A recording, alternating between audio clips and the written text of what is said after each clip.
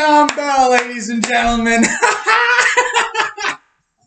Oh, CMC is the greatest player of all time.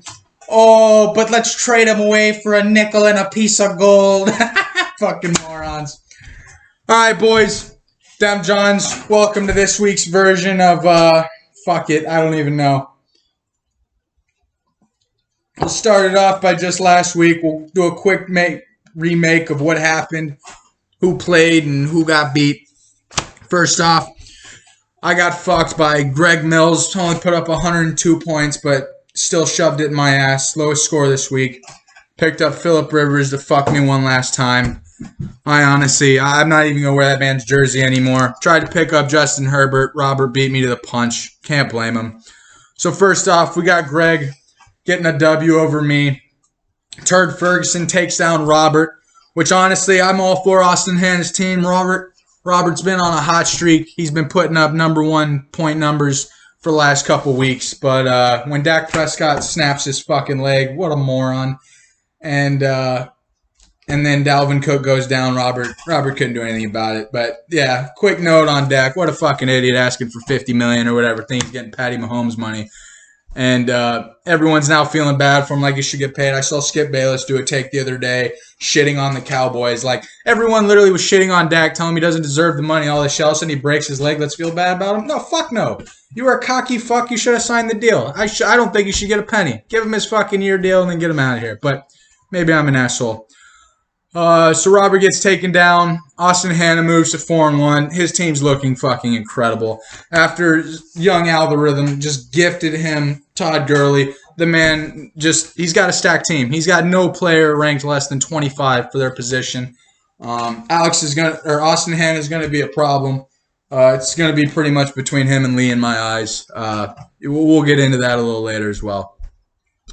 Robert just unlucky. I think you picked up a good one in Justin Herbert. I think that'll be a shining kid. I mean, he's gotten Rookie of the Week 3 out of the last 5 weeks, so kid's incredible. I actually put a $10 bet like a month ago that he'd be Offensive Rookie of the Year for $150, so I'm hoping that pays out. Braxton takes down Alex Muthini. Alex really started off the year strong, really was looking good, but welcome home, buddy.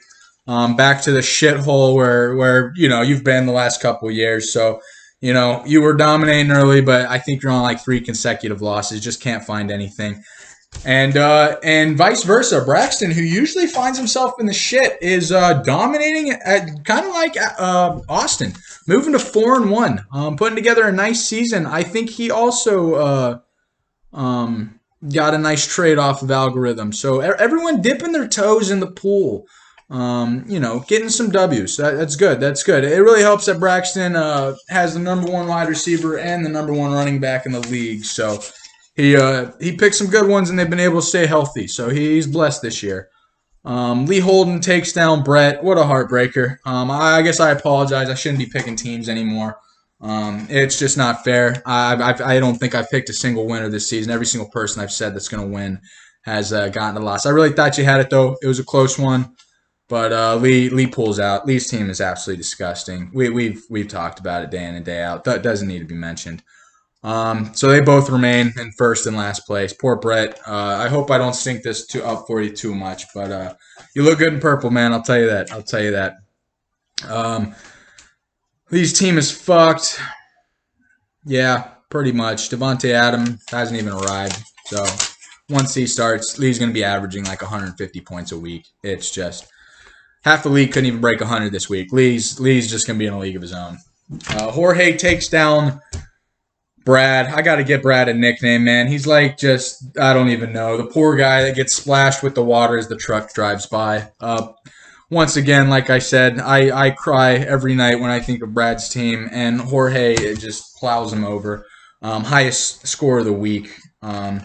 Which helps. I mean, he's got Davis putting up disgusting numbers. Honestly, just trade McCaffrey away. The dude is playing very well. Their defense is showing out, or his defense is showing out with the Ravens putting up 25 points, and he's got the MVP in Russell Wilson. Jorge's got a really solid team.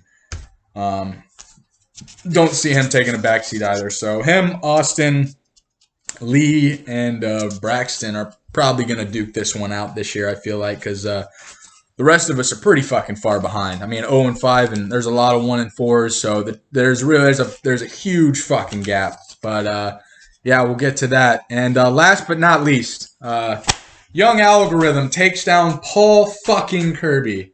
Paul, you should be doing a punishment just for that. You're going to put up 90 points against the man who talks the most smoke in the history of man fucking kind. It's absolutely disgusting, the things I've heard from this man over text messages the last couple weeks.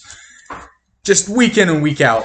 Just, the anger that has been boiled inside of me. So, Paul, for that, fuck you. No, I'm kidding, Paul. I love you, but you got to do better, man. You got to do better. So that brings me to, let's do a little trade review, a little hindsight, look back at, what's brought us to this point. This man starts with, and I quote, the best player on planet Earth. He says, I legit have the best player in the league. And he is the manager of the year, self-deemed. Of course, I'm talking about Young Algorithm and his just expert scientist behind the scenes that nobody knows about. Projections are just gifted from God down to earth. This man starts out, his first trade of the year comes with James Conner, trading away for Jonnu Smith and Juju Smith-Schuster, which honestly, fantastic trade. He gets a TE1, a fucking popping off wide receiver now that Big Ben is back, and he gives away, a top-end running back, but the dude, he's got a stable over there. He had Todd Gurley. He's got James Robinson. He had CMC at the time he was injured, but like he said, he was coming back in 3 weeks maximum and is the best player in the league. So he couldn't stop there, though, man. Drugs are a beautiful thing. He just had to keep going. So he sees his team, and he sees Todd Gurley and Julian Edelman, two very good players, and he trades them away for Nyheim Hines. I don't even know his name because he's fucking irrelevant.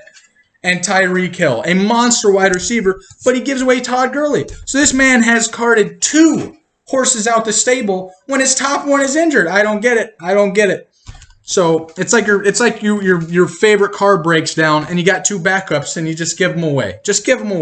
So he pulls in some wide receivers. So, he's not dead yet, but the drugs keep on kicking in. He trades away Deshaun Watson for a dying Kenyon Drake. There's been rumors all around Kenyon Drake the last couple weeks that Chase Edmonds is going to take over here soon. He's been outplaying him in every way. They've just been running Kenyon Drake up the middle for no reason. He's not getting yards. The man is not producing, but let's trade for him. So he sends Deshaun Watson off in a boat, and he brings in Kenyon Drake to try to rehorse that stable, that broken stable now. And so he's looking at his team, and he's thinking, I got to make one last fucking move. My team's not fucked yet. I got to do one last move. So he sends off his number 1 tight end. He sends off easily his best wide receiver. And then he sends off Christian McCaffrey, the god, the man who has churches founded upon him in North Carolina. And he sends Big Ben, another quarterback. But he does receive a good quarterback. He receives a solid tight end if Philly can produce on offense at all. He gets a hurt Julio Jones, and he gets a struggling Clyde Edwards-Helaire. Solid trade. Until the beautiful news came out last night that Leveon Bell is going to be a Chief. 2 weeks from now when Le'Veon's getting all those carries, Young Algorithm is going to rest where he should. And for that, I think everyone involved, you all deserve the highest of praises. Everyone did their part.